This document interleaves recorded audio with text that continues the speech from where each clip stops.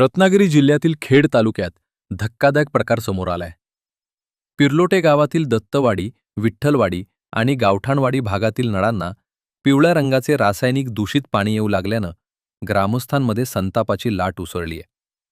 या दूषित पाण्यामुळे तब्बल 16 जणांची प्रकृती बिघडली असून त्यांना उपचारासाठी पिर्लोटे प्राथमिक आरोग्य केंद्रात दाखल करण्यात आले आहे.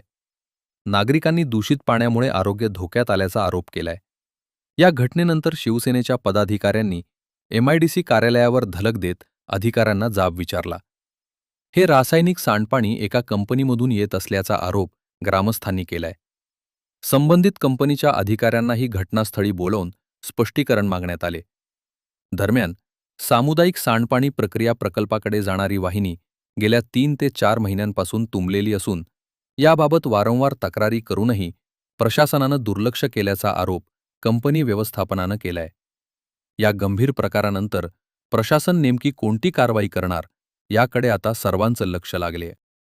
सकाळी 6 वाजता आमच्या लोटे गावामधील पीर लोटे ह्या भागामध्ये जी पिण्याच्या पाण्याची लाईन आहे, त्या पिण्याच्या पाण्याच्या लाईनमधून केमिकल इंडस्ट्रीमधील इफ्लुएंट हे पिण्याच्या पाण्याच्या लाईनमध्ये इफ्लुएंट आलं आणि हे इफ्लुएंट पाण्याच्या लाईनमध्ये आल्यानंतर आमच्या गावातील ग्रामस्थांनी नळातून बाहेर पडणारं पाणी हे पिवळं आणि हिरवं अशा प्रकारच्या कलरचं पाणी येत होतं. त्या पाण्याला भयंकर असा वास होता आणि अतिशय विषारी घातक हे पाणी पिण्याच्या पाण्याच्या लाईनमध्ये आलं.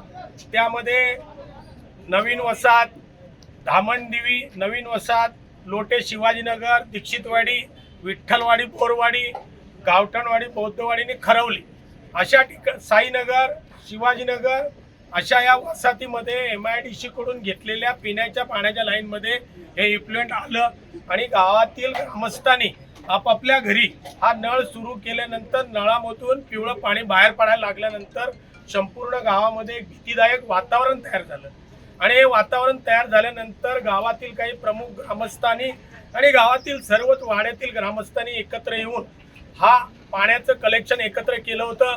कुणी बकेटमध्ये केलं, कुणी बादलीमध्ये केलं, तर प्रत्येक वाडीमध्ये पोचलेलं पाणी हे कलेक्ट करून आम्ही या ठिकाणी लोटे ग्रामपंचायतीच्या जवळ एकत्र सगळे जमा झालो. त्यानंतर लोटे एमआयडीसीचं जे काय युनिट आहे WTP, त्या ठिकाणी WTPला आम्ही हजर झाल्यानंतर संबंधित अधिकाऱ्यांना एमआयडीसीचे डेप्युटी एक्झिक्युटिव्ह इंजिनियर, त्याचबरोबर MPCBचे अधिकारी आणि एमआयडीसीचे अधिकारी, इंडस्ट्रियल असोसिएशनचे अध्यक्ष या सर्वांना एकत्रितपणे करून ही जी काही चर्चा आहे ती आम्ही एकत्र केली.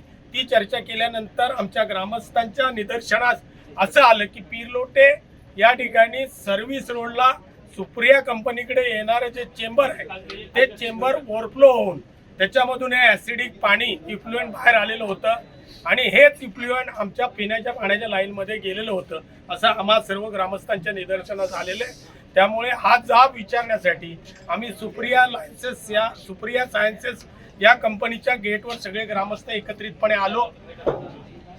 सुप्रिया लाईफ सायन्सेसच्या व्यवस्थापकीय अधिकाऱ्यांना याचा जाब विचारला असता त्यांनी हे पाणी आमच्या कंपनीचं आहे अशी मान्यता त्यांनी त्या ठिकाणी दिली.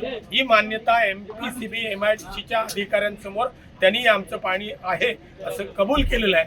त्यामुळे इथून पुढे आम्ही आता या कंपनीवर, त्याचबरोबर आम्ही MPCB आणि MIDC या सर्व यंत्रणेवर गुन्हा दाखल करण्याच्या तयारीमध्ये गाव आम्ही संपूर्ण आहोत. आणि लोक प्यायलेले आहेत सकाळी आणि समजा याच्या पुढे पोटदुखीसारखे आजार निर्माण झाले, हॉस्पिटलला कोण असतील याची सर्वस्वी जबाबदारी सुप्रिया केमिकलची असेल. मॅनेजमेंटने नंतर कुठचा माणूस आला काय विचारायला तर हात पाठवू नका, असे धंदे करू नका.